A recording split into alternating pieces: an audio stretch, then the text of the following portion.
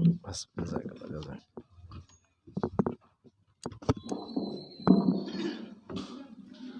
السلام عليكم ورحمة الله وبركاته.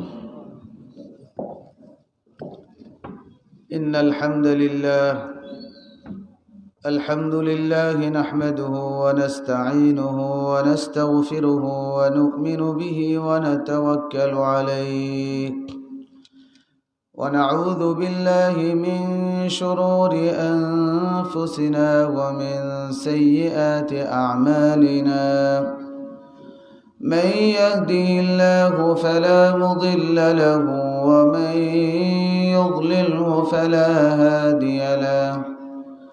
ونشهد أن لا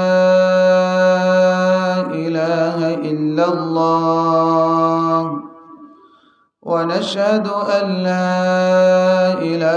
إلا الله وحده لا شريك له. ونشهد أن سيدنا وحبيبنا وشفيعنا ومولانا محمدا عبده ورسوله صلى الله تعالى عليه وعلى آله وأصحابه وأزواجه وذرياته وأمهات المؤمنين وبارك وسلم تسليما كثيرا أما بعد فأعوذ بالله من الشيطان الرجيم. بسم الله الرحمن الرحيم. وإذ يرفع إبراهيم القواعد من البيت وإسماعيل ربنا تقبل منا إنك أنت السميع العليم. ربنا وجعلنا مسلمين لك ومن ذريتنا أمة مسلمة لك وأرنا مناسكنا وتب علينا إنك أنت التواب الرحيم. ربنا وابعث فيهم رسولا منهم يتلو عليهم آياتك ويعلمهم الكتاب والحكمة ويزكيهم إنك أنت العزيز الحكيم. بارك الله لنا ولكم في القرآن العظيم ونفعنا وإياكم بالآيات والذكر الحكيم. وقال النبي صلى الله عليه وسلم خيركم من تعلم القرآن وعلمه. وعن ابن عباس رضي الله تعالى عنه قال فقيه واحد أشد على الشيطان من 1000 عابد. صلى الله على سيدنا ومولانا محمد وعلى آله وأصحابه وبارك وسلم.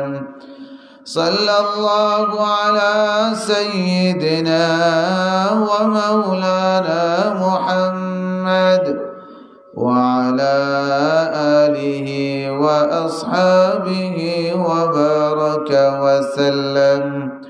يا رب صل وسلم دائما أبدا على حبيبك خير الخلق كلهم চরখাই জামিয়া ইসলামিয়া দাখিল মাদ্রাসার আজকের এই 23তম মুবারক বার্ষিক ওয়াজ মাহফিলের সম্মানিত সভাপতি, উপস্থিত দিন দরদি ভাইরা, পর্দার আড়ালের মা ও বোনেরা, আল্লাহ পাক রব্বুল আলামিন আমাদেরকে মোহাব্বত করে ভালোবেসে বিশ্রামের সময়টুকু কুরবানি করে, ব্যস্ততার সময়টাকে কুরবানি করে এই মুবারক মাহফিলে উপস্থিত হওয়ার তৌফিক দিয়েছেন। আমরা সবাই রব্বুল আলামিনের দরবারে মনটাকে উজাড় করে কালিমাতুশ শুকর নিবেদন করি, আলহামদুলিল্লাহ। আল্লাহ আমাদেরকে মানুষ বানিয়েছেন, গরু বানান নাই, ছাগল বানান নাই, হাইওয়ান বানান নাই, জানোয়ার বানান নাই। এই নিয়ামত দিয়েছেন আল্লাহ আমাদেরকে। ওয়ালাকাদ কাররামনা বানি আদম। আল্লাহ বলেন, আমি আদম সন্তানকে সম্মান দিয়েছি। সেই সম্মানিতদের কাতার থেকে আল্লাহ পাক রব্বুল আলামিন আমাদেরকে নির্বাচন করেছেন, বলেন আলহামদুলিল্লাহ। দুনিয়াতে আল্লাহর মখলুকাতের শেষ নাই। যদি আমাদের মাঝে প্রসিদ্ধ 24,000 মখলুকাত, কিন্তু আল্লাহ জানে কত হাজার মখলুকাত। যত মখলুক আল্লাহ সৃষ্টি করেছেন, সব মখলুকের মাঝে সব থেকে শিক্ষিত হলো মানুষ। মানুষের চেয়ে শিক্ষিত কেউ নাই। যদি মানুষের সাথে জিন্নাতের তুলনা করেন, জিন্নাত মানুষের মতো শিক্ষিত না। যদি মানুষের শিক্ষার সাথে ফেরেশতাদেরকে তুলনা করেন, বেগুনা মাসুম নূরের তৈরি ফেরেশতা, তারাও মানুষের চেয়ে শিক্ষিত কম। একজন সঠিক মানুষ, আল্লাহওয়ালা মানুষ, ফেরেশতার চেয়েও শিক্ষিত বেশি। এবং মানুষ যে ফেরেশতার চেয়ে বেশি শিক্ষিত, এটা আল্লাহ রুহানি জগতে ইন্টারভিউ নিয়ে, পরীক্ষা নিয়ে প্রমাণ করেছেন। রব্বুল আলামিন প্রথম যখন প্রকাশ করলেন ফেরেশতাদের সামনে, ওগো ফেরেশতারা, আমি দুনিয়াতে আমার খলিফা বানাবো। কারা হবে খলিফা? মানুষ। ফেরেশতারা যখন শুনলেন আল্লাহ আমাদেরকে দুনিয়াতে আল্লাহর খলিফা বানাবেন, আসলে তো আমরা আমাদের নিজেদের পরিচয়টাই ভুলে গেছি। একটা মানব সন্তান যখন তার বংশীয় পরিচয় ভুলে যায়, বাবার ইজ্জতের কথা ভুলে যায়, বংশীয় পরিচয় ভুলে যায়, তখন সে যা ইচ্ছা তাই করতে পারে। ভালো ভদ্র ফ্যামিলির কোনো সন্তান যদি মনে রাখে যে আমার একটা ফ্যামিলির ঐতিহ্য আছে, আমার বাপদাদার একটা ঐতিহ্য আছে, বাপদাদার ঐতিহ্য সম্মানের হেফাজত করতে হবে, তখন এই সন্তান আকাম কুকাম করে না। ঠিক তেমনি ভাবে আমরা মানব জাতি, আমরাও আমাদের পরিচয়টা ভুলে গেছি। আল্লাহ আমাদেরকে তার নিজের খলিফা বানায়া দুনিয়ায় পাঠাইছেন। কাজে যে মানব সন্তান এটা মনে রাখে যে আমি আল্লাহর খলিফা, এই মানব সন্তান চুরি, চামারি, বদমাশি, জুয়া, গাঞ্জা, ধর্ষণ এগুলো করতে পারে না। কাজে যারা দুনিয়াতে অপকর্ম করে, তত্ত্ব তালাশ নিয়ে দেখবেন সে যে আল্লাহর খলিফা, তার সামনে এই পরিচয়টাই নেই। রব্বুল আলামিন আমাদেরকে তার খলিফা বানাইছেন, বলেন আলহামদুলিল্লাহ। কত বড় ইজ্জত আমাদের। কিন্তু আল্লাহ যখন প্রকাশ করলেন আমাদেরকে খলিফা বানাবেন, ফেরেশতারা বুঝতে পারতেছেন না। দুই কারণে। এক নম্বর কারণ হলো, ফেরেশতারা দেখলেন আল্লাহ আমাদেরকে বানানোর ক্ষেত্রে কোন উপাদানের ব্যবহার করবেন, এটা ফেরেশতারা জানা ছিল। যে আল্লাহ মানুষ বানাবেন আগুন দিয়ে, মাটি দিয়ে, পানি দিয়ে, বাতাস দিয়ে। এই যে চারটা উপাদান, এক একটা উপাদানের আলাদা আলাদা বৈশিষ্ট্য আছে। আগুনের বৈশিষ্ট্য হলো নিজেকে বড় করা, অহংকার দেখানো, আশপাশের সবকিছুকে জ্বালিয়ে ছারখার করে ফেলা। কাজে এই আগুনের প্রভাবও মানুষের মাঝে থাকবে এবং আছেও। বলেন আগুনের এই প্রভাবটা আমাদের মাঝে নাই? খালি উপরে উঠতো, খালি উপরে উঠতো, খালি উপরে উঠতো। বাধা যে সৃষ্টি করে তাকে জ্বালায় হইলে উপরে উঠবে। মিথ্যা মামলা দিয়ে জেলখানায় ঢুকাইয়া নিজেকে উপরে তুলে, আরেকজনকে মার্ডার কেসের মিথ্যা আসামি বানাইয়া নিজের তার স্বার্থ হাসিল করে। বলেন এই স্বভাব আসেনি না নাই? সবার ভিতরে আছে, আমার ভিতরেও আছে। বাকি সচেতন মানুষ যারা, এরা এগুলো যখন মনে হয় তখন তওবা করে ভালো হয়, আল্লাহর কাছে তওবা করে। তো ফেরেশতারা এই জিনিসটা দেখলেন যে মানুষের ভিতরেতে আগুনের প্রভাব থাকবে, তাহলে এরা কেমনে দুনিয়াতে আল্লাহর খেলাফত কায়েম করবে? মানুষ তৈরিতে আল্লাহ মাটির ব্যবহার করবেন। মাটিরও একটা খাসলত আছে। মাটির একটা বৈশিষ্ট্য হলো তার নিচে যাই দেবেন তাই খেয়ে ফেলবে। আমাদের মানুষের মাঝে এই স্বভাব, তারা চেয়ারম্যান বানায় দেন সব খাইয়া লায়, এমপি বানায় দেন সব খাইয়া লায়, ঠিকাদার বানায় দেন রডের বদলে বাঁশ দিব, রডের পয়সা খাইয়া লায়, মন্ত্রী বানাইলে তো আর উপায়ই নাই, আসেনি না নাই? এই জন্য ফেরেশতারা বুঝতে পারতেছেন না এই মানুষ কিভাবে আল্লাহর খলিফা হবে। এই জন্য ফেরেশতারা সহজ সরল উত্তর দিলেন, ইয়া আল্লাহ, যদি আপনার গোলামি করাই মাকসাদ হয় আপনার খলিফা বানানোর, তাহলে আপনার প্রশংসা, আপনার তসবিহ পাঠ করার জন্যে, আপনার বরত্ব প্রকাশ করার জন্যে আমরা ফেরেশতারা কি যথেষ্ট না? আপনি মানুষ বানাবেন, এই মানুষ তো দুনিয়ায় গিয়ে আপনার গোলামি করবে না, বরং এরা মারামারি করবে, রক্তারক্তি করবে, মিথ্যা মামলা দিবে, একদল আরেক দলের রক্ত ঝরাবে, গুলি করে করে ক্ষমতা টিকাইবার জন্য নিরীহ মানুষকে হত্যা করবে। হয় নাই বাংলাদেশে? 2 নম্বর কারণ ফেরেশতারা না বুঝার। আল্লাহ মানব জাতিকে এই দুনিয়ায় খলিফা বানাইবার আগে আরেকটা জাতিকে খেলাফতি দিয়েছিলেন। ওরাও ছিল আগুনের তৈরি। সেই জাতিটা হলো জিন্নাত জাতি। প্রথমে আল্লাহ এই দুনিয়াতে জিন্নাতকে তার খলিফা বানাইছিলেন, কিন্তু জিন্নাত আল্লাহর খেলাফত কায়েম করতে পারে নাই। নিজেরা মারামারি করে পৃথিবীটাকে জাহান্নাম বানায় ফেলছিল। এই জন্য জিন্নাতের খেলাফতে আল্লাহ কাইটা এই খলিফা বানাইছেন এই জায়গায় মানব সন্তানকে। এই জন্য ফেরেশতারা আল্লাহকে বলেন, ইয়া আল্লাহ, আমরাই তো আপনার তসবিহ পড়ি, তাহলে মানুষ বানাবেন কেন? ঠিক আমি যা বক্তব্য দিচ্ছি এই হুবহু এই কথাগুলোই কোরআনে একেবারে শুরুতে আছে। وَإِذْ قَالَ رَبُّكَ لِلْمَلَائِكَةِ إِنِّي جَاعِلٌ فِي الْأَرْضِ خَلِيفَةً قَالُوا أَتَجْعَلُ فِيهَا مَن يُفْسِدُ فِيهَا وَيَسْفِكُ الدِّمَاءَ وَنَحْنُ نُسَبِّحُ بِحَمْدِكَ وَنُقَدِّسُ لَكَ قَالَ إِنِّي أَعْلَمُ مَا لَا تَعْلَمُونَ। ফেরেশতারা যখন এই কথা বললেন, আল্লাহ ছোট্ট করে একটা উত্তর দিলেন, ও ফেরেশতারা, আমি আল্লাহ যা জানি তোমরা তা জানো না। বলেন সব থেকে বেশি কে জানেন? এরপরে আল্লাহ পাক রব্বুল আলামিন সিদ্ধান্ত নিলেন যে মানুষে যে খেলাফতের যোগ্য এটা ফেরেশতাদের সামনে আমি প্রমাণ করব। কারণ দুনিয়ার আল্লাহর খলিফা সেই জাতি হবে যারা সব থেকে বেশি শিক্ষিত। আমরাও দুনিয়াতে একাধিক প্রার্থী যখন নির্বাচনে দাঁড়ায় তখন আমরা কি করি? একজন মনে করেন বকলম, আর একজন মাশাআল্লাহ শিক্ষিত। তখন আমরা কই এই বেটা মূর্খ, বুঝতো না, ভোট দিয়ে লাভ নাই, এ শিক্ষিত আছে, ভোট দিই।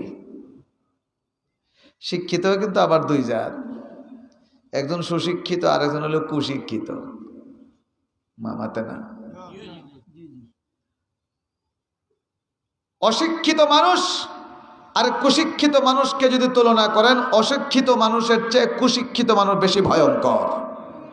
সুশিক্ষার মানুষের তো প্রশংসার কোনো অভাব নাই, কিন্তু যদি একদিকে একজন মানুষ অশিক্ষিত হয় আরেকজন কুশিক্ষিত হয়, বলেন সমাজ এবং রাষ্ট্র আর মানবতার জন্য ক্ষতিকারক কে অশিক্ষিত না কুশিক্ষিত?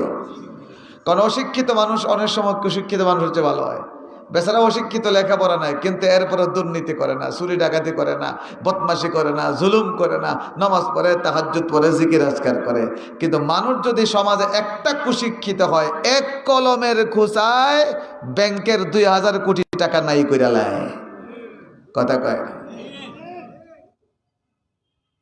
বর্তমানে দেখবেন অনলাইনে মেসেজ দিয়া, আমার এক ভাই কেমনে বাইবেল দিয়ে মেসেজ দিয়ে ওটিপি টোটিপি ব্যাংকে থেকে 6 লাখ টাকা লেগেছে। তাহলে অনলাইন হ্যাক করে, হ্যাঁ, পাসওয়ার্ড হ্যাক করে যারা ব্যাংক থেকে টাকা লুট করে, এরা কি অশিক্ষিত না কুশিক্ষিত? হ্যাঁ, দেখো তার ডিগ্রি আছে, ইউনিভার্সিটির ছাত্র, কলেজের ছাত্র, কিন্তু চরিত্র খারাপ। কথা বলেন না? হ্যাঁ। অশিক্ষিত আর কুশিক্ষিত, সুশিক্ষিত আর কুশিক্ষিতর পার্থক্য কি দেয়া হয়? আমি আমার আলোচনা ওখানে যাবো, আবার এটা মাঝখানে মনে পড়ছে কয়েলাই। কোন মানুষটা সুশিক্ষিত আর কোন মানুষটা কুশিক্ষিত? আল্লাহ পাক রব্বুল আলামিন পবিত্র কোরআনে কুকুরের উদাহরণ দিয়ে বুঝাইছেন। মানুষের মাঝে যেরকম ভাবে সুশিক্ষিতও আছে কুশিক্ষিত আছে, কুকুরের মাঝেও সুশিক্ষিতও আছে কুশিক্ষিত আছে। পার্থক্য কি? সুশিক্ষিত কুকুর যদি কোনো শিকারী জন্তু ধরে আনে, এটা খাওয়া মালিকের জন্য হালাল হয়ে যায়, কিন্তু কুশিক্ষিত কুকুর যদি কোনো শিকার করে আনে, এটা মালিক খাইতে পারে না। পবিত্র কোরআনে আছে, يسألونك ماذا أحل لهم قل أحل لكم الطيبات وما علمتم من الجوارح مكلبين تعلمونهن مما علمكم الله। আল্লাহ বলেন, নবী আপনার কাছে তারা কুকুরের শিকার নিয়ে আপনাকে প্রশ্ন করে কোন জিনিস খাওয়া যাবে, মানে আসলে কোন শিকারের জন্তু। আল্লাহ পাক রব্বুল আলামিন নবীকে শিখিয়ে দিয়েছেন, যে কুকুরকে তোমরা প্রশিক্ষণ দিয়া শিক্ষিত বানাও, এই কুকুরের শিকারে খাওয়া জায়েজ। এতটুকু আছে, এখন ফিকহ মাসলার কিতাবে লেখা। শিক্ষিত কুকুর কোনটা? কুকুর বুঝুন তো, কুত্তা। শিক্ষিত কুকুর হলো যার মাঝে তিনটা বৈশিষ্ট্য থাকে। কয়টা বৈশিষ্ট্য? এক নম্বর, মালিক যখন তাকে হুকুম করে, এই যা ছুটে চল, সাথে সাথে একটা সেকেন্ডে দেরি করে না, কুকুরটা তার মালিক হুকুম করার সাথে সাথে দৌড় দেয়। আবার মালিকের কি মনে পড়ছে, দরকার নাই এই খরগোশটা ধরার, আবার কুকুরকে ডাক দেয়, এই মন্টু চলে আয়। কুকুরটা আর একটা সেকেন্ডে দেরি করে না, মালিক যখনই ডাক দেয় সাথে সাথে চলে আসে। মনোযোগ দিয়ে শুনবেন, সারা জীবন কাজে লাগবে। কয় বৈশিষ্ট্য হলো? দুইটা। মালিক যা বললে সাথে সাথে যায়, মালিক ডাক দিলে সাথে সাথে চলে আসে। তিন নম্বর বৈশিষ্ট্য হলো, এই কুকুরটা যদি কোনো পাখি, কোনো খরগোশ বা অন্য কোনো জন্তু শিকার করে, সেখান থেকে সে নিজে এক চুল পরিমাণও খায় না, পুরাটাই মালিকের কাছে আমানতের সাথে পৌঁছায়। ফিকহ কিতাবে লেখা, এটা হলো শিক্ষিত কুকুর। এমন কুকুরকে যখন মালিক বিসমিল্লাহ করে ছেড়ে দেয়, এই কুকুর যা কিছু শিকার করে নিয়ে আসে মালিক খেতে পারে, তার জন্য সম্পূর্ণ 100% হালাল। কিন্তু আরেকটা কুকুর আছে কুশিক্ষিত। এই শীতকাল আইছে, বাড়ির উঠানে শুয়ে থাকে, তো মালিক ডাক দেয়, এই মাসু, আরাম লাগছে তার। দেখুন না, মালিক ডাকে, আমরা হবিগঞ্জ মিরিমিরে যায়, মাসু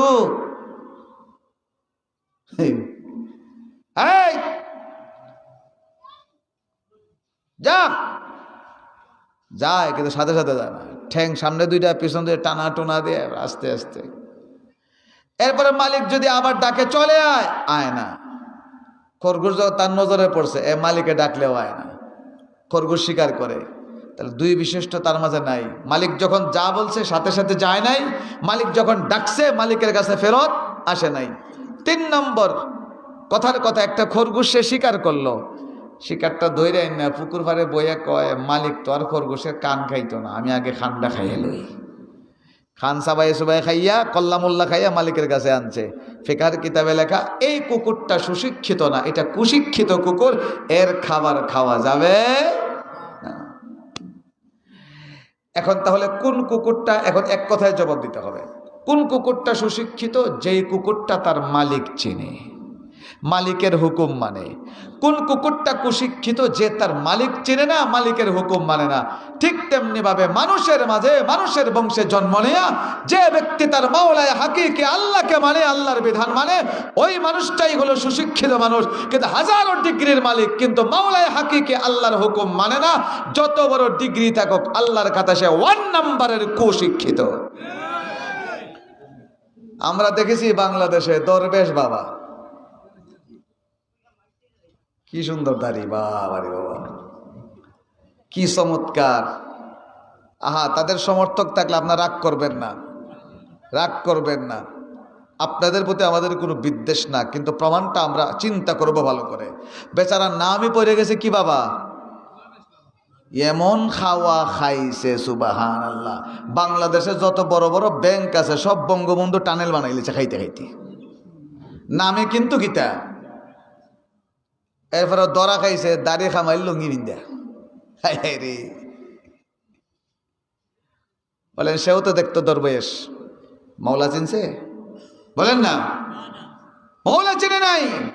কাজে হাজারো ডিগ্রি থাকতে পারে, ডক্টরেট ডিগ্রি থাকতে পারে, প্রফেসর হতে পারে, পাইলট হতে পারে, ইঞ্জিনিয়ার হতে পারে। আল্লাহর কসম, মাওলায় হাকিকি যদি না চেনে আর আল্লাহর বিধান যদি না জানে, আল্লাহ বলেন তোমরা দুনিয়াতে তাকে শিক্ষিত বলতে পারো, আমি আল্লাহর খাতায় সে 1 নম্বরের কুশিক্ষিত, যার ভিতরে মানবতা নাই, যার ভিতরে মানুষের প্রতি দরদ নাই, হালাল হারামের কোনো বাজ বিচার নাই।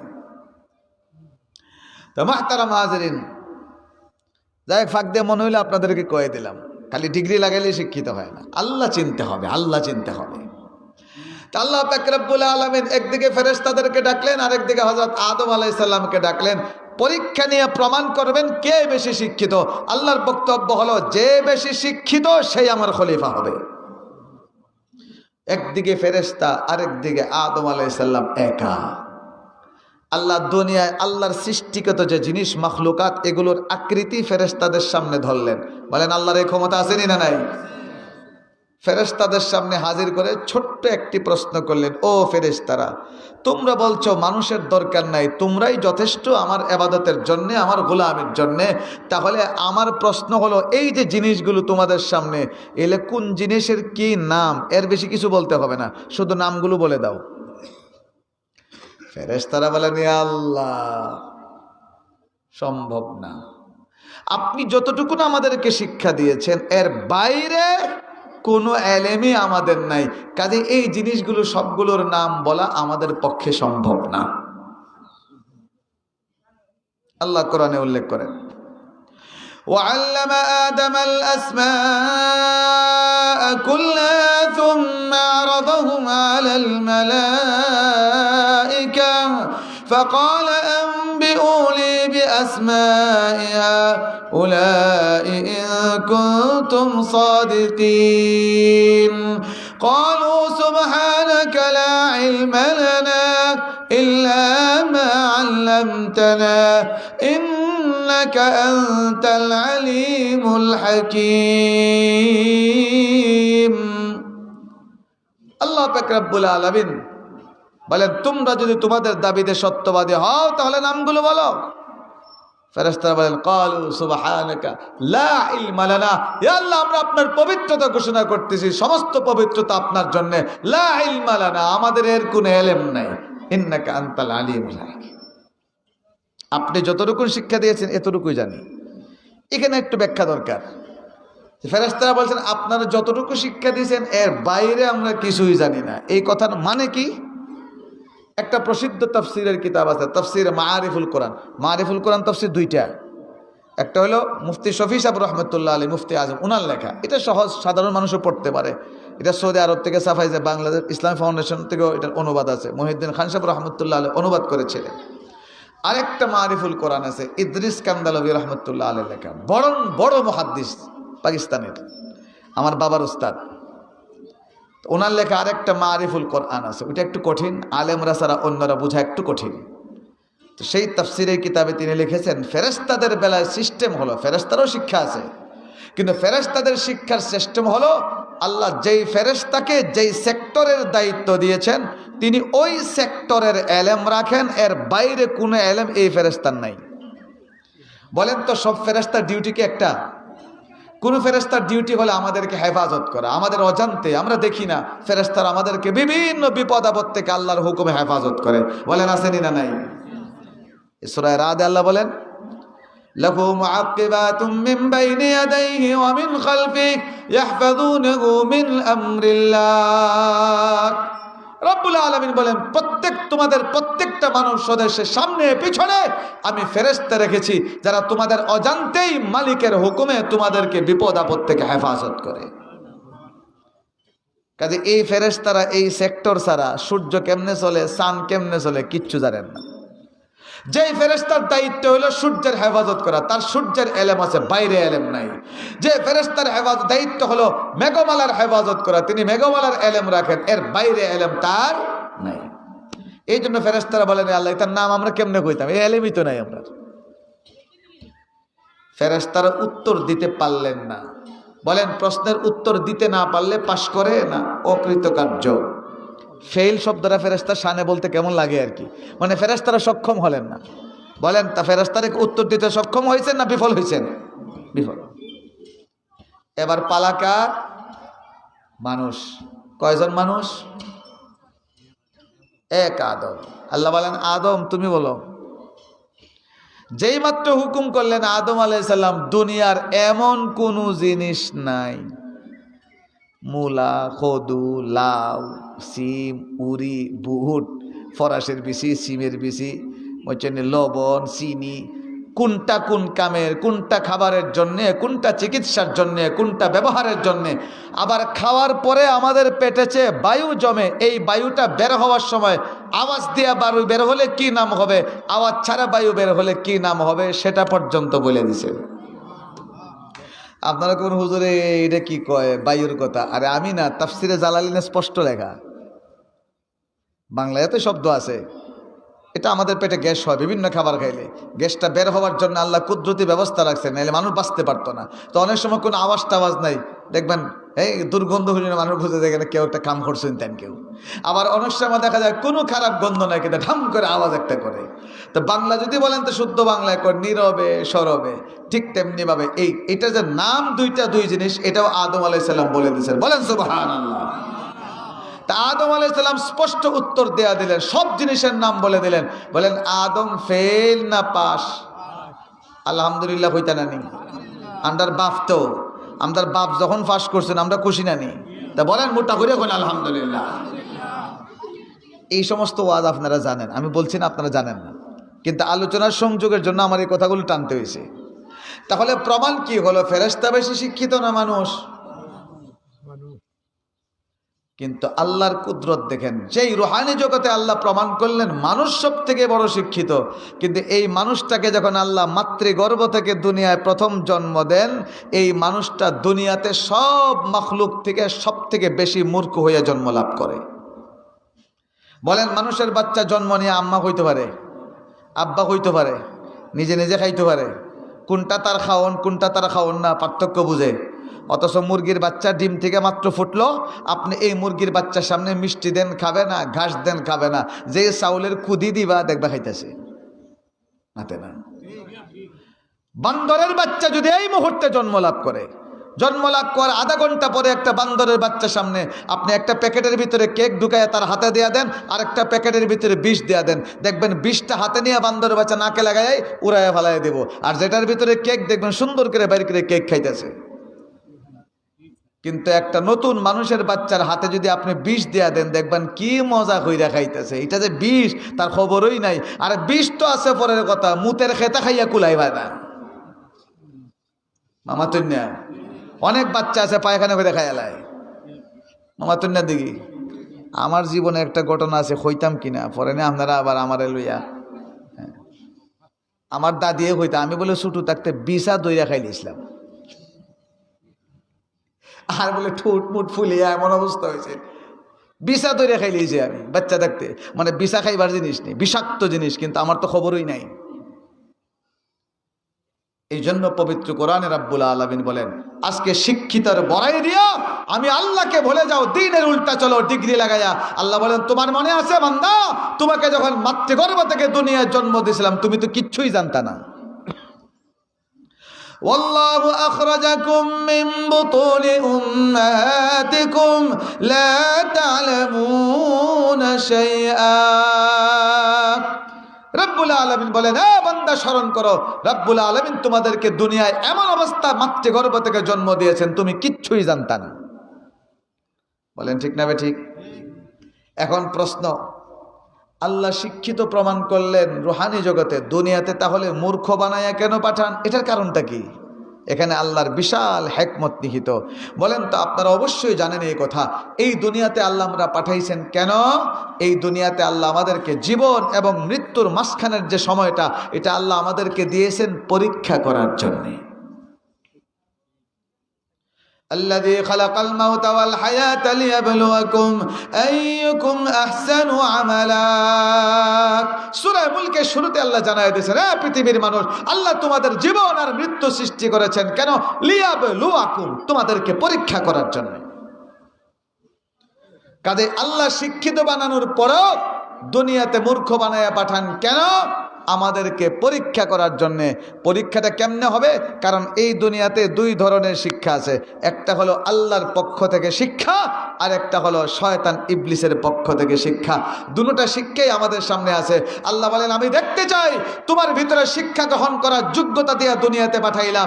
এখন দুইটা শিক্ষা তোমার সামনে আছে, একদিকে আল্লাহর শিক্ষার দাওয়াত, আর একদিকে ইবলিসের শিক্ষার দাওয়াত। আল্লাহ বলেন, আমি দেখতে চাই কে আমার দেওয়া শিক্ষা গ্রহণ করে প্রকৃত মানুষ হয়, আর কে শয়তান ইবলিসের শিক্ষা গ্রহণ করে জাহান্নামের ঠিকানা বানায়। আমি আল্লাহ দেখতে চাই। তাহলে বলেন, এই দুনিয়াতে কয়টা শিক্ষা? একটা হলো আল্লাহর পক্ষ থেকে, আরেকটা শয়তান ইবলিসের পক্ষ থেকে। আল্লাহ পাক রব্বুল আলামিন তার পক্ষ থেকে শিক্ষা গ্রহণ করার জন্য আমাদেরকে দুইটা ব্যবস্থা দিয়েছেন। কয়টা? একটা ব্যবস্থা আল্লাহ জন্মলগ্নে থেকে আমাদের ভিতরে ফিট করে দিয়েছেন। সেটা কি? দুনিয়ার যত প্রয়োজন আছে, দুনিয়ার যা প্রয়োজন আছে, সব প্রয়োজন পুরা করার জন্যে আল্লাহ দুইটা যোগ্যতা আমাদের ভিতরে দিয়েছেন। একটা হলো আমাদের বিবেক আর আকল, আর একটা হলো আমাদের পঞ্চ ইন্দ্রিয়। মানুষের আকল আর পঞ্চ ইন্দ্রিয় ব্যবহার করে মানুষ এই পৃথিবীতে তার সমস্ত প্রয়োজন পুরা করতে পারে। কারণ দুনিয়ার বাঁচতে গেলে দুনিয়ার প্রয়োজন আছে না? যেমন আপনারা প্রশ্ন করলে সহজভাবে উত্তর দিতে পারবেন। বলেন, এই মাইকটা যে বানাইছে ফেরেশতা না মানুষ? কোন জিনিসকে কাজে লাগে যায়? বলেন, আকল। হ্যাঁ, এই মোবাইল বানাইছে মানুষ, কি ব্যবহার করে? আকলকে ব্যবহার করে। বিমান বানাইছে মানুষ, তার আকলকে ব্যবহার করে। মানুষ রকেট বানাইছে, আকলকে ব্যবহার করে। মানুষ চাঁদের যেতে যায়, চাঁদের দেশে যাওয়ার জন্য যন্ত্র রকেট আবিষ্কার করেছে, আকল ব্যবহার করে। সেই মঙ্গল গ্রহ, সেখানেও মানুষ এখন যন্ত্র বানায়, পাথফাইন্ডার, সেটাও মানুষ আবিষ্কার করেছে, তার আকলকে ব্যবহার করে। আজকে এমন এক যন্ত্র আমাদের সামনে, মোবাইল, সুবহানাল্লাহ, হাজার হাজার মাইল দূরে আমার আত্মীয় স্বজন সে কি করছে না করছে সব আমরা ঘরে বসে দেখতে পারি। এই যন্ত্রটাও মানুষ আবিষ্কার করেছে, তার আকলকে ব্যবহার করে। জোরে বলে সুবহানাল্লাহ। আবার দুনিয়াতে কোনটা সাদা, কোনটা কালা, কোনটা তিতা, কোনটা লবণাক্ত, কোনটা গানের আওয়াজ, কোনটা ওয়াজের আওয়াজ, কোনটা ঠান্ডা, কোনটা গরম, এই জিনিসগুলো বোঝার জন্য আরো 5টা জিনিস আল্লাহ আমাদের শরীরে ফিট করছেন। চোখ, নাক, কান, জিহ্বা, চামড়া। এটাকে পঞ্চ ইন্দ্রিয় বলে। চক্ষু, কর্ণ, নাসিকা, জিহ্বা, ত্বক। এই 5টা জিনিসকে কাজে লাগায়ও মানুষ দৈনন্দিন তার প্রয়োজন পুরা করতে পারে। আমার জানা দরকার একটা জিনিস, এটা কোন কালারের দোকান। আমার বাড়ি থেকে বলে দিল যে দোকান থেকে লাল কাপড় কিনে নিয়ে আসবেন। এখন কোনটা লাল আর কোনটা সাদা আমরা বুঝি কি দিয়া? আকল দিয়ে পারবানি বুঝতে? চোখ দিয়া বোঝে এটা সাদা, চোখ দিয়া বোঝে এটা কালা, চোখ দিয়া বোঝে এটা লাল, চোখ দিয়া বোঝে এটা সবুজ, চোখ দিয়ে এটা পিঙ্ক কালার, আরো কত কত কালারের নাম জীবনে শুনছি না। এটা আগে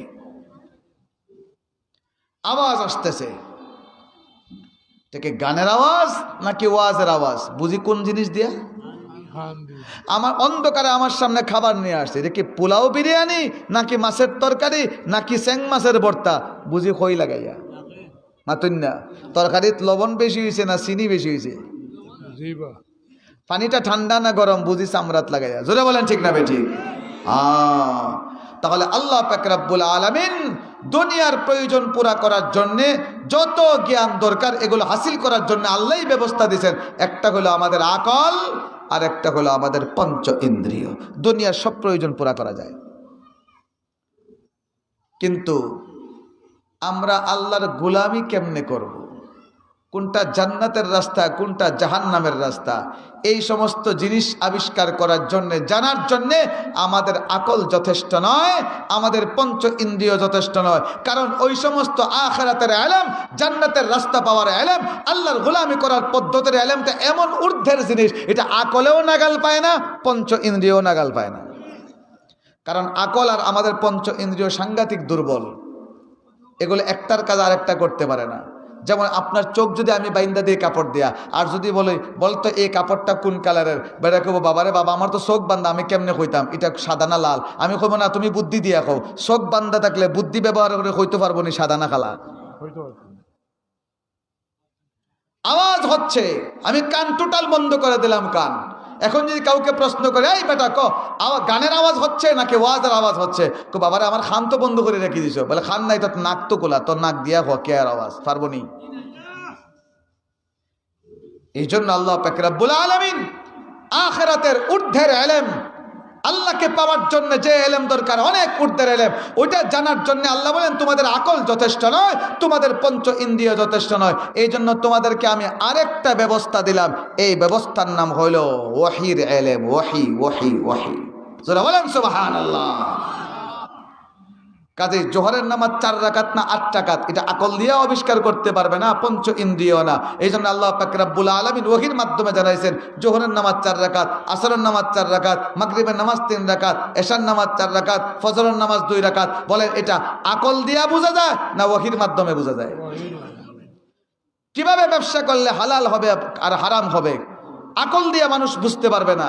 যদি আকলের ধুরা গড়ায় তাহলে আকল তো বলবে আরে সুদ আর ব্যবসা তো একই জিনিস। মক্কার মুশরিকরা তাই বলতো, আল্লাহ যখন সুদকে হারাম করে দিয়েছেন, ওরে সুদ হারাম হবে কেন, ব্যবসা আর সুদ তো একই জিনিস, ব্যবসাতেও লাভ হয় সুদেও তো লাভ হয়। আকল তো তাই বলে। الذين يأكلون الربا لا يقومون إلا كما يقوم الذي يتخبطه الشيطان من المس ذلك بأنهم قالوا إنما البيع مثل الربا। মক্কার মুশরিকরা কইতো মুহাম্মদ সুদ হারাম করে দিয়েছে, আরে সুদের লাভ আর ব্যবসার লাভ দুটোই তো লাভ হয়। বলেন এখন ব্যবসার লাভ আর সুদের লাভ একজাত নেই। এখন ঘটনা একটা মনে পড়ছে, কইতাম কিনা চিন্তা করতেছি। বাংলাদেশে একজন প্রথিতযশা আলেম ছিলেন, অনেক বড় বুজুর্গ, বড় মাপের, ব্রাহ্মণবাড়িয়া তার বাড়ি ছিল, আল্লামা তাজুল ইসলাম ফখরে বাঙ্গাল রহমতুল্লাহ আলী। উনি একবার এক রেস্টুরেন্টে খাইতেছেন, তা দেখেন এক ভদ্রলোক দাঁড়াইয়া বাম হাত দিয়ে চা খাইতেছে। এখনো দেখবেন আমরা দেশে কিছু মানুষ আছে না, হঠাৎ বড় লোক হয়ে গেছে গিয়া, তখন দেখবেন তার বাবারি ডানে হাত দিয়ে সিগারেট খায় আর বাম হাতে চা খায়, আর ধুমা মুরব্বিও মানানো সুরব্বিও মানানো, মুখের সামনে যাও ছু মারে দেয়, আয় কি বলিস, আমি এখন এলাকার পাতি নেতা, চিনিস আমাকে, আসে না নেওয়ালা মানুষ। বাম হাতে চা খাইতেছে আর ডাইনাতে সুরট টানতেছে। আর তো হুজুর দিনদার মানুষ বলে না, দেখতে মুসলমান দেখা যায়, ভাই চাটা ডান হাতে পান করেন, বাম হাতে চান পান করতে তো সুন্নতের খেলা। হুজুর সব জায়গায় ফেস লাগায়েন না, সব জায়গায় খালি মাসলা দেন আপনারা, এটাও আত এটাও তো আত, দুটোই তো আত, বেশ কম কিতা আবার। হুজুর এখন তোমার দুনো আত যদি কোনো বেশ কম না থাকে, তা আল্লাহ মুখও তো দুইটা দিয়েছে, একটা উফরি দিয়ে আর একটা তলে দিয়ে, তো উফরের মুখ দিয়ে চা খাও কিতা, তলের মুখ দিয়ে খাও?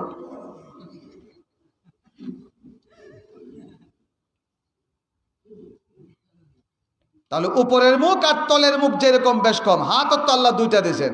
বলেন দুনো হাতকে একরকম, 5 আঙ্গুল দেখতে একরকম, কিন্তু এই হাতটাকে আল্লাহ দিয়েছেন এখানে ব্যবহার করার জন্য, আর বাম হাতটাকে আল্লাহ দিয়েছেন নিচের মুখে ব্যবহার করার জন্য, গান্দা জিনিস নাক পরিষ্কার কান পরিষ্কারের জন্য। যারা বলেন ঠিক না বেঠিক? কাজে যুক্তির ঘোড়া দৌড়াইলে যুক্তি বলবে দুনো হাত এক কথা, আর ওহির এলিমেন্ট দিকে লক্ষ্য করলে ওহি বলবে না না, আল্লাহ তোমাকে 2টা হাত দিয়েছেন 2 জায়গার কাজের জন্য, এক জায়গায় ব্যবহার করার জন্য নয়। এই জন্যই মুহতারাম হাজিরিন, আকলের ঘোড়া দৌড়াইয়া ইসলাম বোঝা যায় না। আমাদের দেশে অনেক মানুষ আছে দিনের কথা বললে, কৌজুরি কথাটা কইলা আমার তো যুক্তি ধরে না। আমি তাকে বলি তুমি একটা আস্থা ব্যাকল, তোমার যদি সব জিনিস আকলে ধরতো তাহলে নবী পাঠাইবার দরকার ছিল না, কোরআন পাঠানোর দরকার ছিল না, ওহি পাঠানোর দরকার ছিল না। আল্লাহ তো ওহি কোরআন নবী পাঠাইয়া এমন জিনিসই শিক্ষা দেন যে জিনিসটা আমার আকলে ধরে না। এই জন্য ইসলামের বিধানের সামনে যুক্তি দিতে নাই। হযরত আলী রাদিয়াল্লাহু তাআলা আনহু বলেন, এই দেখো আমার ফাও আছে এখন চামড়ার মোজা, শীতকালে আমরা যারা সফর করি চামড়ার মোজা ফাও দেই, সুবিধা কিটা, ওযু করলে ফাওয়ার দোয়া লাগে না, এভাবে মাসা করলেই হয়ে যায়। এবং এটা আহলুস সুন্নাত ওয়াল জামাতের আকীদা, শিয়ারা এটা মানে না। এই জন্য আহলুস সুন্নাত ওয়াল জামাত আকীদার একটা বড় আলামত হলো চামড়ার মোজার উপরে মাসাহটাকে সহি মনে করে কিনা। এখন এই যে আমরা চামড়া মোজা পরি, আমরা যখন মাসাহ করি, কোথায় করি মাসাহটা? উপরে আঙ্গুল থেকে এই পর্যন্ত। অথচ যুক্তি কিতা হয়, মাসা হয়তো তলা দেয়া, কারণ মাটির তো তলা লাগে, এটা তো মাটির লাগে না। এই জন্য হযরত আলী রাদিয়াল্লাহু তাআলা বলেন, আরে ইসলাম যদি যুক্তি দিয়া চলতো তাহলে যুক্তি বলে তুমি মুজার তলা দিয়ে মাসা করতে হয়, কিন্তু আল্লাহর নবীর সুন্নত হলে তলা না, মুজার উপর দিয়ে মাসা করো। কথা বুঝাইতে পারতেছি আপনাদেরকে? কাজে মুহতারাম হাজিরিন, আল্লাহ পাক রব্বুল আলামিন আমাদেরকে প্রকৃত মানুষ বানাইবার জন্য, আল্লাহ বুঝছেন এই কথা, আল্লাহ জানা আছে এই কথা, শুধুমাত্র আকল দিয়া, শুধুমাত্র পঞ্চ ইন্দ্রিয় দিয়া মানুষ আল্লাহকে পাবে না, জান্নাতের রাস্তা পাবে না, মানুষ তার প্রকৃত আখলাক আর চরিত্র ধরে রাখতে পারবে না। এই জন্য মানুষের আখলাক চরিত্র রুহানিভাবে শক্তিশালী কইরা যদি জান্নাতের রাস্তা পর্যন্ত পৌঁছাইতে হয়, তাহলে ভিন্ন আরেকটা এলেম দরকার। সেই এলেমটা হলো আল্লাহর ওহীর মাধ্যমে যে এলেম পাঠাইছেন সেই এলেম। জোরে কোন সুবহানাল্লাহ, আরো জোরে। মানুষ চরিত্রবান হয় কেমনে আর চরিত্র নষ্ট হয় কেমনে? আল্লাহ আমাদেরকে বানাইছেন, আমরা দুইটা দিক আছে। একটা হলো আমরার বডি, আমার মাত বুঝতেছেন তো আপনারা? বডি, আচ্ছা বলে বডিটা আল্লাহ কি দিয়ে বানাইছেন? মাতুন্না, মাটি, মাটির নির্যাস থেকে আল্লাহ আমরার বডি তৈরি করছেন। ولقد خلقنا الإنسان من سلالة من طين ثم جعلناه نطفة في قرار مكين ثم خلقنا النطفة علقة فخلقنا العلقة مضغة فخلقنا المضغة عظاما فكسونا العظام لحما ثم أنشأناه خلقا آخر فتبارك الله أحسن الخالقين। আল্লাহ বলেন খালাকনাল ইনসানা মিন সুলালাতিন মিন তিন। তাহলে আমাদের বডিটা আল্লাহ বানাইছেন মাটি দিয়া। এই জন্য আমাদের বডি সুস্থ রাখার জন্য যা দরকার সব আল্লাহ জমিনে রাখছেন, কারণ বডি বানাইছেন আল্লাহ জমিন দিয়া। কিন্তু বলেন শুধুমাত্র বডি যথেষ্ট না, আরো কিছু দরকার আছে। এটা ভিতরে থাকে, দেখা যায় না। এটার নাম হলো হযরতে রূহ। রূহ আছে, বডি লড়ে, জবান কথা বলে, চোখ দেখে, কান শুনে, হাত পা নড়াচড়া করে। যেদিন রূহটা বের হয়ে যায়, এলাকার মসজিদ থেকে ঘোষণা হবে একটি শোক সংবাদ। জোরে বলেন ঠিক না ঠিক?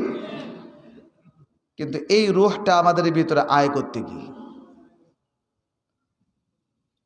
আপনাদেরকে যারা বাবা হয়েছেন তারা বলতে পারবে। একটা প্রশ্ন করি, বলেন তো আমাদের মাতৃগর্ভে যখন মায়ের পেটে যখন একটা বাচ্চা আসে, প্রথম দিন থেকে বাচ্চা কি নড়াচড়া করে? কেন করে না? মায়ের পেটের বাচ্চা নড়াচড়া করে অন্তত 4.5 মাস 5 মাস যাওয়ার পরে হঠাৎ করে দেখা যায় বাচ্চা মায়ের পেটে নড়াচড়া করতেছে। কারণটা কি? নবী হাদিসে আমাদেরকে জানাই দিয়েছেন, আল্লাহ দুনিয়ায় যত মানুষ পাঠাবেন, পাঠিয়েছেন, ভবিষ্যতে পাঠাবেন, বর্তমানে আছে, সব মানুষের রূহ আল্লাহ আসমানের একটা নির্দিষ্ট জায়গায় আল্লাহ সাজায় রাখছেন সেনাবাহিনীর সদস্যদের মতো। জোরে বলেন সুবহানাল্লাহ। হাদিসের শব্দ হলো আল আরওয়াহু জুনুদুম মুজান্নাদা।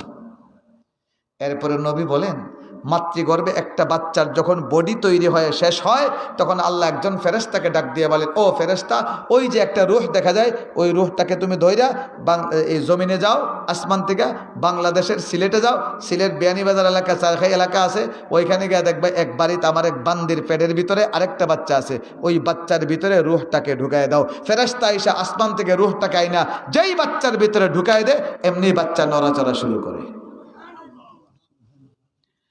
তাহলে এখন সহজ উত্তর আপনারা দিতে পারবেন। বলেন তাহলে আমরা রূহটা কি জমিন থেকে আয় না আসমান থেকে আয়?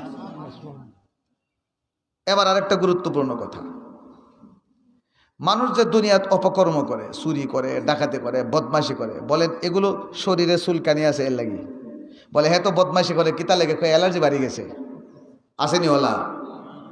এখন চুরি করে, ডাকাতি করে, ডাক্তারের কাছে সিলেট মেডিকেল লয়ে গেলে বড় মেডিসিন বিশেষজ্ঞের কাছে দড়ি দিয়া বাইন দেয়া, ডাক্তার কই কিতা পাগল দড়ি আনছো?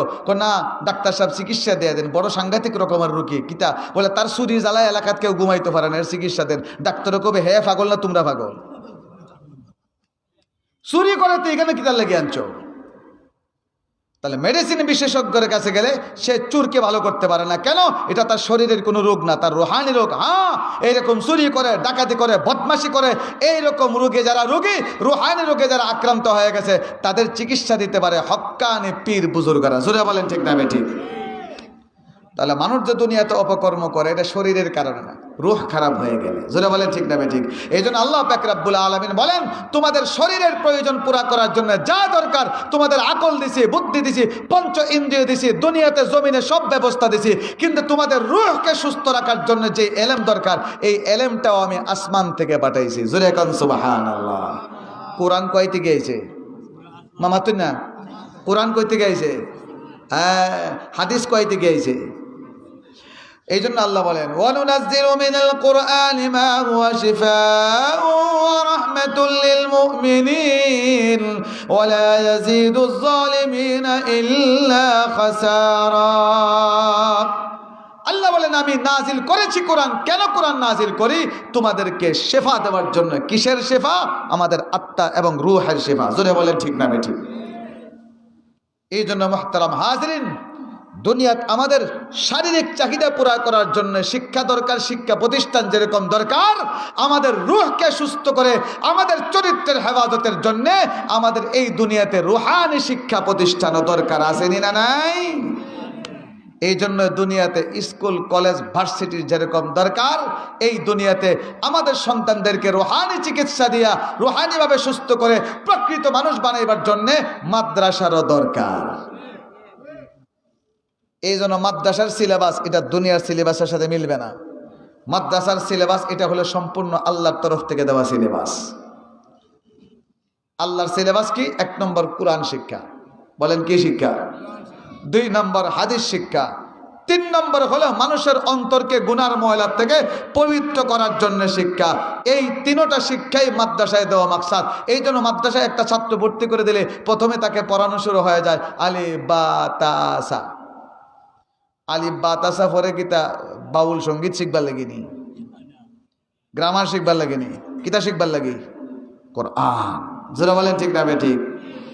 এখন আপনারা কবে তা আলিফ বা তা যে শিখানি হয় কোরআন পড়বার লাগে, তার কোনো অর্থ আছে?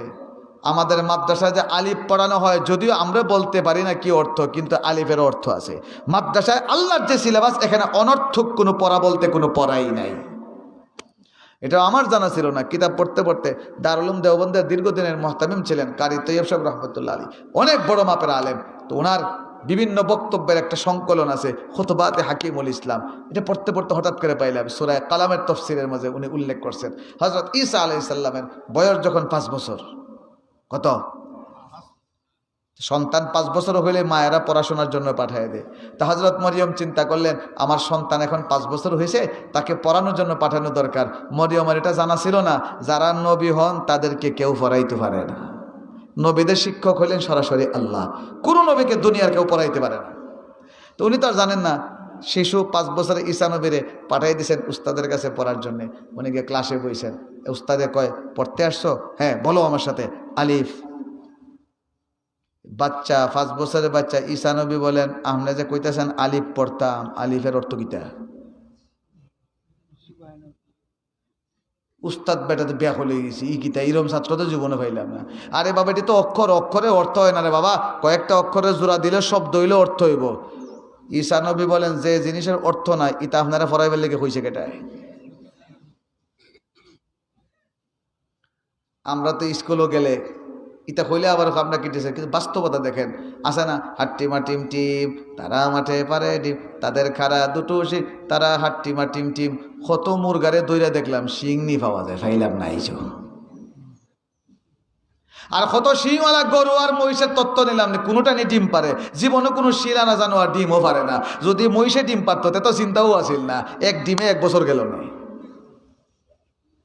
বলেন কি ফায়দা এগুলোতে? ঈসা নবী বলেন, যেই জিনিসের অর্থ নাই আপনি অনর্থক জিনিস কেন পড়ান? উস্তাদ তো আরো ব্যাকুল হয়ে গেছি, বাচ্চাই কি তা হয়? আরে বাবা, আলিফের কোনো অর্থ নাই। শিশু ঈসা নবী বলেন, অবশ্যই অর্থ আছে, আপনি জানেন না। তা তুমি জানো? বলে, হ্যাঁ আমি জানি। বয়স কত? 5 বছর। আমি জানি। তাইলে কও, হওয়া এত সহজ না। আপনি আলিফের অর্থ বলতে পারেন না, উস্তাদের চেয়ারও বইয়ে দিয়েছেন। আর আমি আলিফের অর্থ জানি, আমি ছাত্র জাগাত বইতাম, ইটা চলতো না। নাইম্মা ছাত্র জাগাতান, আমারও উস্তাদের জাগাত দেন।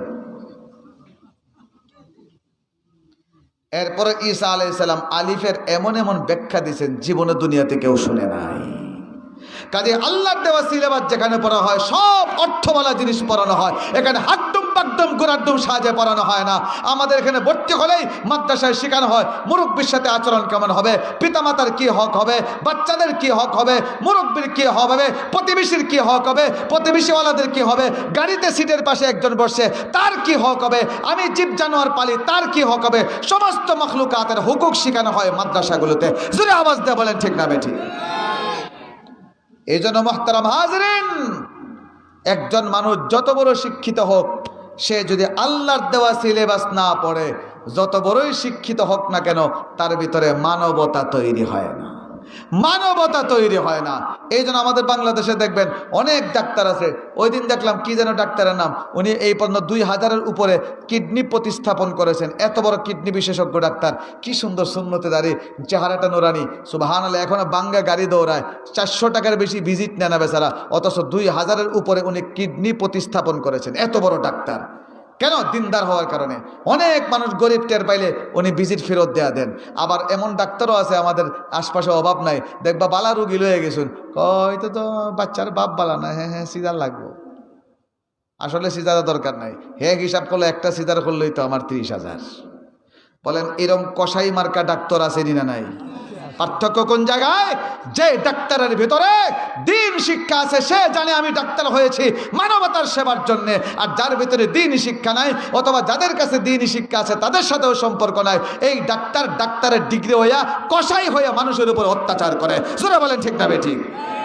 হাসপাতালে গেলেই সিজার, হাসপাতালে প্রাইভেট হাসপাতালে গেলেই সিজার। লকডাউনের সময় দেখি কোনো সিজার মিজার আসিল না, কথা কয় না। কয়টা গরুর সিজার লাগে, কয়টা ছাগলের সিজার লাগে। আরে বিদেশ, লন্ডন, আমেরিকাত খবর লিয়ে দেখুন, মানুষের বাচ্চা জন্ম হয় কয়টা সিজার লাগে। আমরা কত আত্মীয় স্বজন আছে হাসপাতালে, আত্মীয়রা কয় কষ্ট দীক্ষা বলে সিজার করিলেন, ডাক্তাররা আসে কয় কিতার লাগে সিজার করতাম। মা ও অত সহজ না, কিছু কষ্ট করা লাগবে, সিজার করে না। আর আমরা বাংলাদেশে গেলেই সিজার, কারণ ক্লিনিক যখন দে তখনই তারা হিসাব করে মাসে যদি 10টা সিজারা তে আমরা লাভ আসেনিওয়ালা। সুবহানাল্লাহ। বাংলাদেশে এমন এক জায়গা আমরা অতীতে দেখছি, হ্যাঁ সরকারি ভবন তৈরি করছে, বালিশ যে নিচতলার থেকে 3 তলার তুলছে, বিল 5 লাখ টাকা। বালিশ তুলতে 5 লাখ টাকা লাগে। কিন্তু এই সমস্ত বলতে গেলে আমরা খারাপ হয়ে যাই। সব কোষের মূলে যায় দেখবেন বড় বড় ডিগ্রি অর্জন করেছে, কিন্তু তার ভিতরে আল্লাহর ভয় নাই। কেন? সে দুনিয়ার শিক্ষা অর্জন করেছে, রুহানি শিক্ষা অর্জন করে নাই। এই জন্য মুহতারাম হাজরিন, সব উলামায়ে কেরামের বক্তব্য আমাদের পরিষ্কার। আমরা বলি না সবাইকে মুহাদ্দিস হতে হবে, আমরা বলি না সবাইকে মুফতি হতে হবে, তাহলে তো দুনিয়া চলবে না। আমাদের বক্তব্য হলো আপনি আপনার সন্তানকে ইঞ্জিনিয়ার বানান, ডাক্তার বানান, পাইলট বানান, প্রকৌশলী বানান, ডিসি বানান, সব কিছু বানান, কিন্তু সবার আগে আপনার সন্তানকে শিশুকালে দিন শিক্ষা দেন। যদি দিন শিক্ষা দেন, তাহলে বুড়াকালে আপনার বাড়ির থেকে ঘাড় ধাক্কা দিয়ে বের করে আপনার সন্তান বৃদ্ধাশ্রমে পাঠাবে না। আল্লাহর কসম করে বলি, বিশ্বাস না হলে আপনারা যান বৃদ্ধাশ্রমে। বৃদ্ধাশ্রমে যে বৃদ্ধকে দেখেন দুঃখে দুঃখে দুঃখে দুঃখে মরতেছে, এরা কোনো দিনদার তবকার মানুষের বাবা নয়, সব হলে বড় বড় ডক্টর প্রফেসরের বাপ। কোনো আলেমের বাবাকে আপনারা পাবেন না বৃদ্ধাশ্রমে। আলেম না হোক, দিনদার, তার বাবাকে আপনারা বৃদ্ধাশ্রমে পাবেন না। বৃদ্ধাশ্রমে এমন ব্যক্তিদের বাবাকে পাবেন যারা বড় বড় শিল্পপতি, বড় বড় অফিসার, বড় বড় অমক, বড় বড় তমক, তাদের বাবারাই। কারণ তার ভিতরে দিন শিক্ষা নাই, সে জানে না পিতামাতার সেবা করে যে আল্লাহর কাছ থেকে জান্নাত পাওয়া যায়, এই শিক্ষা তার ভিতরে নাই। এই জন্য অন্তত দুনিয়াতেও যদি শান্তি চান বৃদ্ধকালে, তাহলে আপনার সন্তানকে দিন শিক্ষা দেন। আর এই দিন শিক্ষা দিয়া আমাদের সন্তানদেরকে মানুষ করবার জন্যে এই সমস্ত দিনই প্রতিষ্ঠান। কাদের দুনিয়াত মানবতার হেফাজতের জন্যে, মানুষের হেফাজতের জন্যে, মানুষের আখলাক চরিত্রের হেফাজতের জন্যে বলেন মাদ্রাসার দরকার আছে না নাই? মাতুন্না দেখি, মাদ্রাসা হইল আল্লাহর ঘর। বলেন কার ঘর? নবীর বাগান তো আমরা হই, ঠিক আছে, এটা ভুল না, কিন্তু আল্লাহর ঘর যেটা অনেক মানুষে জানে হই না। মসজিদ আল্লাহর ঘর, তা মাদ্রাসা কার ঘর? তাফসিরের কিতাবে আছে, তাফসিরে বাহরুল মুহিতে স্পষ্ট লেখা আছে যে এই সমস্ত প্রতিষ্ঠানে দ্বীন শিক্ষা দেওয়া হয়, কোরআন শিক্ষা দেওয়া হয়, সুন্নত শিক্ষা দেওয়া হয়। মসজিদ যেমন আল্লাহর ঘর, এই মাদ্রাসাগুলো আল্লাহর ঘর। কাজে এই আল্লাহর ঘরগুলোর রক্ষা করার দায়িত্ব আমাদের। কোন এলাকায় যদি একটা আল্লাহর ঘর হয় আর এলাকার মানুষের অবহেলার কারণে আল্লাহর ঘর যদি অবহেলার শিকার হয়, তাহলে আমার বাবাজি রহমতুল্লাহ আলাইহি বলতেন এই এলাকার উপরে আল্লাহর অসন্তুষ্টি এবং গজব নাজিল হতে থাকে। এই জন্য এই দ্বীনি শিক্ষা প্রতিষ্ঠানের আমরা খেদমত করবো তো ইনশাআল্লাহ। সব সময় হাত তুলে দেখান, করবো তো। একটা আবেদন আপনাদেরকে কাছে করে যাই, এরপরে তো অন্যান্য উলামায়ে কেরাম আসবেন, আপনারা খেয়াল রাখবেন। আমি শুনছি এই প্রতিষ্ঠানটার এখনো নিজস্ব মসজিদ নাই। এরকম একটা দ্বীনি প্রতিষ্ঠানের একটা মসজিদ না হলে নামাজের বড় অসুবিধা হয় ওনাদের। আমাকে কানে কানে বলছেন। আমি এর চেয়ে বেশি কিছু বলবো না আপনাদের কাছে, শুধু আপনাদেরকে অনুরোধ করবো করো জোরে আপনারা এটা খেয়াল রাখেন, আপনাদের এলাকার এই মাদ্রাসা আল্লাহর ঘর, এটা যেন আরও সুন্দর হয়। একটা মসজিদ যেন এই মাদ্রাসায় হয়। আমি আল্লাহর কাছে দোয়া করি আল্লাহ কবুল করো। আর আপনাদের কাছে আবদার রাখবো, আপনারাও এটার জন্য চেষ্টা করবেন তো ইনশাআল্লাহ। হ্যাঁ, করবেন তো ইনশাআল্লাহ। একটা মসজিদ খুব তাড়াতাড়ি আপনারা নির্মাণ করেন। আল্লাহ পাক রব্বুল আলামিন আপনাদেরকে আমাদের সবাইকে দ্বীন ইসলামের সেবা করে আল্লাহর কাছ থেকে জান্নাত কেনার তৌফিক দান করেন। সবাই বলেন আমিন। ওয়া আখিরু দাওয়ানা আনিল হামদুলিল্লাহি রাব্বিল আলামিন।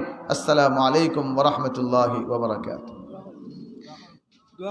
দোয়া তো মুরব্বিরা আছেন করবা, আমি তো বাচ্চা। সাল্লাল্লাহু আলা সাইয়্যিদিনা ওয়া মাওলানা মুহাম্মদ وعلى آله وأصحابه وبارك وسلم يا أرحم الراحمين يا أكرم الأكرمين يا رحمن الدنيا ورحيم الآخرة اللهم يا من الأمر بين الكاف والنون ومن إذا أراد شيئا أن يقول له كن فيكون يا ولي من لا ولي له يا كافي من لا كافي له يا شافي من لا شافي له يا من لا ساحل بحر رحمتك يا الله আমাদেরকে কবুল আর মঞ্জুর করো। ইয়া আল্লাহ আমরা মিসকিন, আমরা কাঙ্গাল। ইয়া আল্লাহ তোমার দরবারে আসামি হয়ে হাজির। ইয়া আল্লাহ আমাদেরকে তুমি মাফ করে দাও। ইয়া আল্লাহ মাফ করে জাহান্নাম থেকে আমাদেরকে খালাস দাও। ইয়া আল্লাহ ইয়া আকরামুল আকরামিন। ইয়া আল্লাহ তুমি গুনাহ মাফ করলে তোমাকে কেউ বাধা দিতে পারবে না। গুনাহ মাফ করলে তোমার কোনো লস হবে না। গুনাহ মাফ না করলে তোমার কোনো লাভ হবে না। ইয়া আল্লাহ দয়া করে আমাদের জীবনের সব গুনাহ তুমি মাফ করে দাও। আমাদের আত্মীয় স্বজন যারা কবরবাসী হয়ে গেছেন সবাইকে মাফ করে দাও। প্রত্যেকের কবরকে জান্নাতের টুকরা বানায় দাও। ইয়া আল্লাহ যারা অসুস্থ বেমারি সবাইকে শেফায়ে আজলা দায়েমা নসিব করো। রুহানি জিসমানি বেমার আজার থেকে হেফাজত করো। ইয়া আল্লাহ যারা পেরেশানিতে আছেন পেরেশানি দূর করে দাও। ইয়া আল্লাহ যারা মুশকিলাতে আছে মুশকিলাত আসান করে দাও। ইয়া আল্লাহ যারা পেরেশানিতে আছেন পেরেশানি দূর করে দাও। ইয়া আল্লাহ যারা পেরেশানিতে আছেন পেরেশানি দূর করে দাও। ইয়া আল্লাহ যারা মুশকিলাতে আছে মুশকিলাত আসান করে দাও। ইয়া আল্লাহ যারা ঋণগ্রস্ত ঋণ আদায় করার তুমি তৌফিক দাও। ইয়া আকরামুল আকরামিন গফুরুর রহিম। ইয়া আল্লাহ তুমি ছাড়া তো আমাদের কোনো মাহবুদ নাই, তুমি ছাড়া তো আমাদের কোনো মালিক নাই। ইয়া আল্লাহ তুমি ছাড়া তো আমাদের কোনো আল্লাহ নাই। ইয়া আল্লাহ তুমি যদি ভাগায় দাও আমরা কার কাছে যাব মাওলা? ইয়া আল্লাহ আমাদেরকে রাস্তাঘাটে ফালাইয়া মাইরো না, গাড়ির চাকার তলে ফালাইয়া মাইরো না। ইয়া আল্লাহ চোর ডাকাত গুন্ডা বদমাশ ইয়া আল্লাহ হিংসুকদের হাতে আমাদেরকে লাঞ্ছিত কইরো না। ইয়া আল্লাহ আমাদের রিজিকের হেফাজত করো। ইয়া আল্লাহ আমাদের হায়াতে বরকত দাও, রিজিকে বরকত দাও। আল্লাহুম্মা জিদনা ওয়ালা তানকুসনা ওয়া আকরিমনা ওয়ালা তুহিন্না ওয়া আতিনা ওয়ালা তাহরিমনা ওয়া আথিরনা ওয়ালা তুথির আলাইনা ওয়ারদিনা ওয়ারদ আন্না ইয়া রাব্বাল আলামিন। ইয়া আল্লাহ আমাদের বাংলাদেশকে তুমি হেফাজত করো, দেশি বিদেশি ষড়যন্ত্রের হাত থেকে তুমি হেফাজত করো। ইয়া আকরামুল আকরামিন ইয়া গফুরুর রহিম। আমাদের আওলাদদেরকে তুমি হেফাজত করো। ইয়া আল্লাহ বড় ফিতনার জামানা। ইয়া আল্লাহ ফিতনার থেকে আমাদের আওলাদদেরকে তুমি বাঁচাও, আমাদের যুবকদেরকে তুমি বাঁচাও। ইয়া আল্লাহ আমাদের কিশোরদেরকে বাঁচাও। ইয়া আকরামুল আকরামিন তুমি ছাড়া বাঁচানেওয়ালা কেউ নাই। ইয়া আল্লাহ এই প্রতিষ্ঠানকে তুমি কিয়ামত পর্যন্ত দায়েম রাখো, কায়েম রাখো। ইয়া আল্লাহ ইয়া আকরামুল আকরামিন। ইয়া আল্লাহ তোমার নবীর আদর্শ সাহাবায়ে কেরামের আদর্শের উপরে এই প্রতিষ্ঠানকে তুমি টিকায় রাখো। ইয়া আকরামুল আকরামিন যত হাজাত আছে গায়েব থেকে পুরা করে দাও। ইয়া আল্লাহ আমাদেরকে বারবার জিয়ারতে হারামাইন নসিব করো। ইয়া আল্লাহ বারবার তোমার ঘর তওয়াফ করার তৌফিক দাও। ইয়া আল্লাহ বারবার তোমার নবীর রওজার সামনে দাঁড়িয়ে সালাম দেওয়ার তুমি তৌফিক দাও। আল্লাহুম্মা আহসিন আকিবাতানা ফিল উমুরি কুল্লিহা ওয়া আজিরনা মিন খিজিদ দুনিয়া ওয়া আযাবিল আখিরাহ ওয়া সাল্লাল্লাহু তাআলা আলা খাইরি খালকিহি মুহাম্মদ ওয়া আলা আলিহি ওয়া সাহবিহি আজমাইন বিরহমাতিকা ইয়া আরহামার